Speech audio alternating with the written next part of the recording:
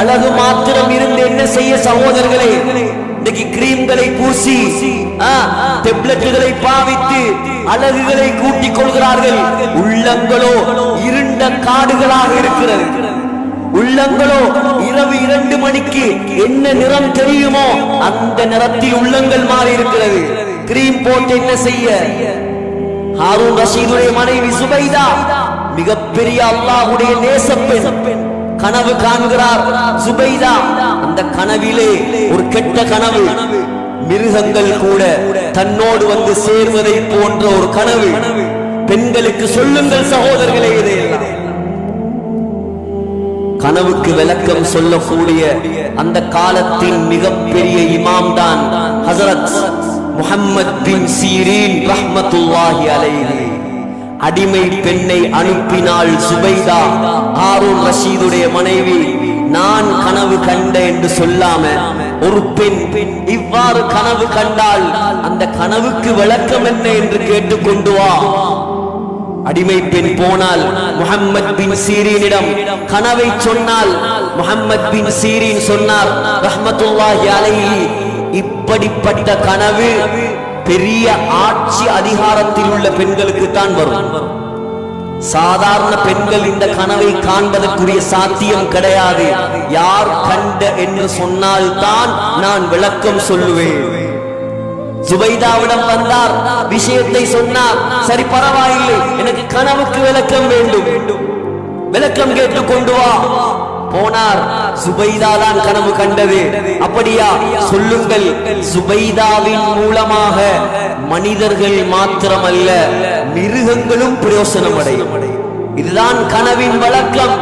ஹிஜ்ரி 186ஆம் ஆண்டு ஹஜ்ஜிக்கு வந்தார் சுபைதா. ஹிஜ்ரி 186ஆம் ஆண்டு ஹஜ்ஜிக்கு வந்தார் சுபைதா. அந்த காலத்தில் இப்ப மாறி இப்ப மக்காலிருந்து மதீனாவுக்கு ஜம்சம் எடுத்திருக்கிறார்கள் நேரடியா. மக்காவை விட மதீனாவில் லேசாக ஜம்சம் எடுக்கலாம். ஆனால் அந்த காலம் மக்காவில் இருந்தது ஜம்சம் தண்ணீர் மட்டும்தான், வேற தண்ணி ஒன்று மக்காவில் கிடையாது. ஹஜ்ஜாஜிகள் தண்ணீர் குடிப்பதற்காக கஷ்டப்பட்ட காலம். பிறை 8 யௌமு தர்வியா முஸ்தலிஃபாவுக்கு வந்த, மினாவுக்கு வந்த சுபைதா தண்ணீர் பிரச்சனையை பார்த்து அந்த காலத்தில் இருந்த இன்ஜினியர்மார்களை எல்லாம் அழைத்து சொன்னார், மக்காவுக்கு தண்ணீர் லைன் கொண்டு வர வேண்டும், வாட்டர் சப்ளை கொண்டு வர வேண்டும். சொன்னார்கள் இன்ஜினியர்மார்கள், லேசான வேலையாய், மக்காவை சுற்றி எங்கேயும் தண்ணி கிடையாது. மக்காவிலிருந்து 90 கிலோமீட்டர் தூரத்தில் தாயிஃப் இருக்கிறது. அந்த தாயிஃபிலே வாதி நுஅமான் என்று சொல்லக்கூடிய ஒரு பள்ளத்தாக்கு இருக்கிறது. அங்கேதான் தண்ணி இருக்கிறது. அங்க இருந்துதான் மக்காவுக்கு தண்ணீர் கொண்டு வர வேண்டும். சுபைதா சொன்னார், பரவாயில்லை, கொண்டு வாருங்கள் தண்ணீரை. லேசான செலவல்ல சுபைதா, பல கோடிகள் செலவழியும். சொன்னார் சுபைதா, ஒரு தரம் மம்பட்டியால் கொத்துவதற்கு 1 பவுண்ட் தங்கம் செலவழிந்தாலும் பரவாயில்லை, தண்ணீர் சப்ளை கொண்டு வாருங்கள். சகோதரர்களே, மிகப்பெரிய ப்ராஜெக்ட், கன்ஸ்ட்ரக்ஷன் ப்ராஜெக்ட் அந்த காலத்தில் உள்ள இன்ஜினியர்மார்களிடம் ஒப்படைக்கப்பட்டது. 10 வருடங்களுக்கு மேலாக இந்த வேலை நடந்து 90 கிலோமீட்டருக்கு அங்கால் இருக்கக்கூடிய தாயிஃப்ல இருந்து முஸ்தலிஃபா வரைக்கும் இன்றைக்கும் நீங்கள் போனால் பார்க்கலாம். மஞ்சள் நிறத்தில் அணை கட்டுகள். அந்த அணை கட்டுக்கு பேரே ஐனு சுபைதா, சுபைதாவுடைய நீரூற்று கண்கள். அவ்வளவு தூரத்திலிருந்து தண்ணி எடுத்தா 1000 வருடங்களாக அந்த தண்ணீரின் மூலமாக ஹஜ்ஜாஜிகள் மாத்திரமல்ல மிருகங்கள் கூட பிரயோசனம் பெற்றது.